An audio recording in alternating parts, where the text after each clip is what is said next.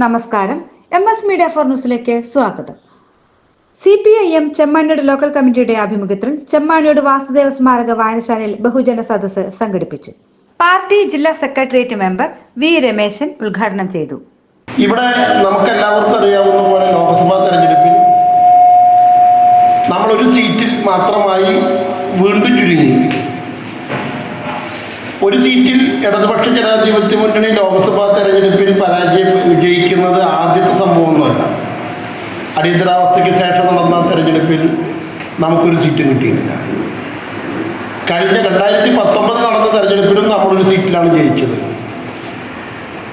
അതിനു മുമ്പും സുരേഷ് കുറുപ്പ് മാത്രം ജയിച്ച തെരഞ്ഞെടുപ്പുണ്ടായിട്ട് നമ്മൾ അധികാരത്തിലിരിക്കുമ്പോൾ കേരളത്തിൽ ഇടതുപക്ഷ ജനാധിപത്യ മുന്നണി അധികാരത്തിലിരിക്കുമ്പോൾ തന്നെ ലോക്സഭയിലേക്ക് തെരഞ്ഞെടുപ്പ് നടക്കുമ്പോൾ മുമ്പും കോൺഗ്രസിന് ഭൂരിപക്ഷം കൊടുക്കാറുണ്ട്.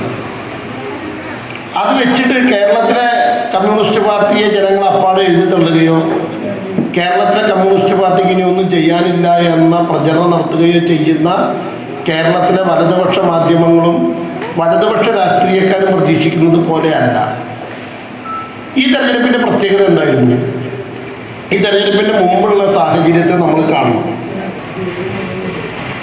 1925 രൂപീകൃതമായ RSS 100 വർഷം പിന്നിടുമ്പോൾ 2025 അവരുടെ 100 വർഷത്തെ പദ്ധതിയാണ് ഇന്ത്യയെ ഹിന്ദു രാഷ്ട്രമാക്കി മാറ്റുക.